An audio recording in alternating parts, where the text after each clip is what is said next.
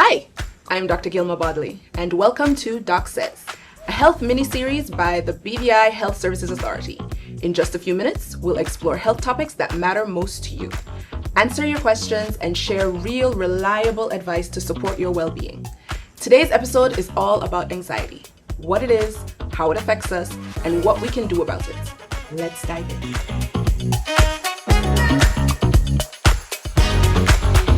So today I have invited Dr. Jardine Torno, and he is one of our psychiatrists here working with us. Dr. Torno, welcome. Hi, thank you, Dr. Bodley, and I am very excited to be here. Thank you for the invite.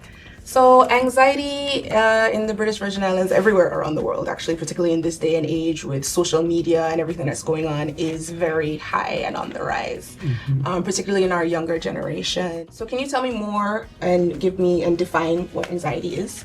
Yes, so anxiety is a state of emotion. All of us experience anxiety in situations that are unfamiliar to us. So it's basically a normal emotion that we experience, and these emotions, when left unhandled, becomes a problem later on. Hence, we call it an anxiety disorder. So we define anxiety as a fear of unknown, as compared to fear, which is a fear of the known, right? And anxiety manifests differently in different people. So there's no set of specific things that would happen to a person with anxiety, and then you see another person and might have the same symptoms. All of us experience anxieties in different ways. Some would experience like physical symptoms like palpitations, chest tightness, tremor, shakiness.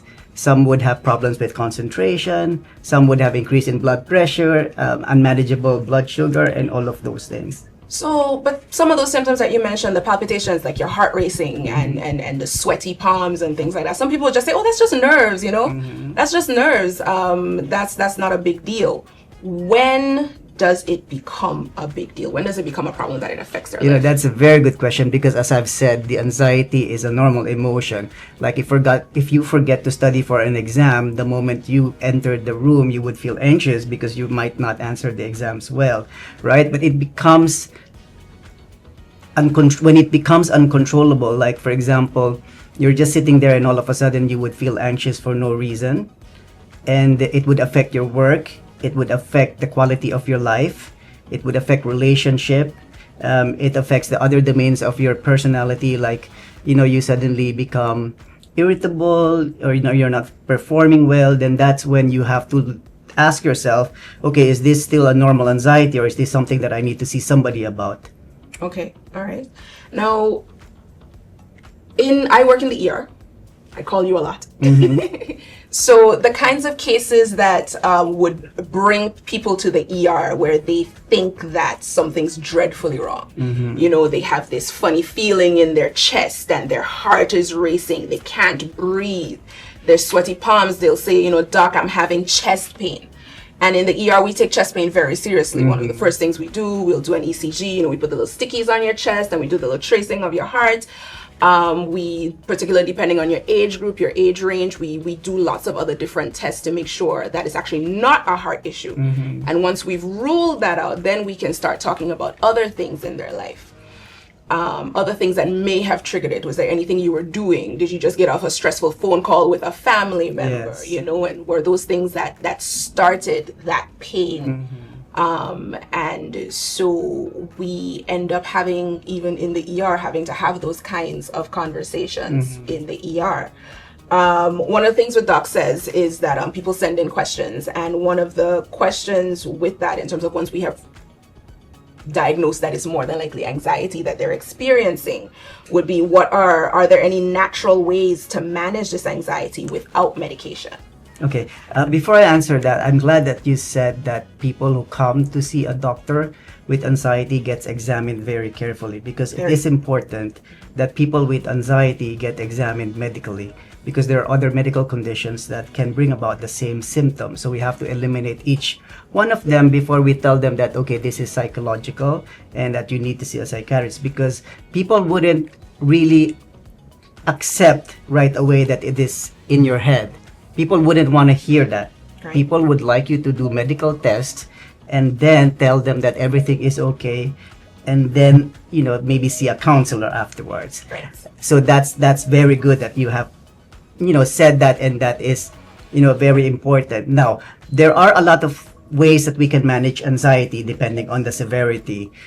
First and foremost are the non-medical treatments, which you have asked. So first and foremost, we teach them how to do relaxation exercises like deep breathing. We can teach them meditation, and the new thing right now is mindfulness. So we also teach them how to be mindful. Another way of treating anxiety disorder is through cognitive behavioral therapy. So this is a form of therapy where we look at your thoughts and see how we can restructure those thoughts so that it would not be as anxiety provoking. So for example, if you are driving and your thoughts would say, what if you bump into somebody? And then you start to get nervous. You haven't bumped into another car yet, but your mind is telling you that you might bump into somebody, right? So cognitive restructuring is telling you that maybe not. Why don't you challenge that thought, right? And then we now have the adaptogens. These are like herbal supplements that can help modulate stress response. Okay, natural remedies. Yes, natural remedies. So among them would include ashwagandha, St. John's wort, valerian, brahmi, and fortunately, these are all available in the British Virgin Islands. However, before you endeavor taking herbal supplements, it would be also wise to see a medical doctor for it. Not necessarily a psychiatrist, but just your general doctor, so that at least your doctor will be able to analyze and examine if you are fit to take those adaptogens. That was some very, very useful information, Dr. Torno, so thank you very much for that. I really appreciate you taking the time out to come and talk with us today about such an important topic, though brief, but an important topic. Thank you. So that's it for this brief episode of Doc Says. I am Dr. Gilma Bodley. Thank you for joining me. If you guys have any questions you'd like answered on a future episode, send us an email at publicrelations@bvihsa.vg with the subject Ask Doc. We're here to support your health journey, one question at a time. Until next time, take care of your mind and body, and remember, only excellence.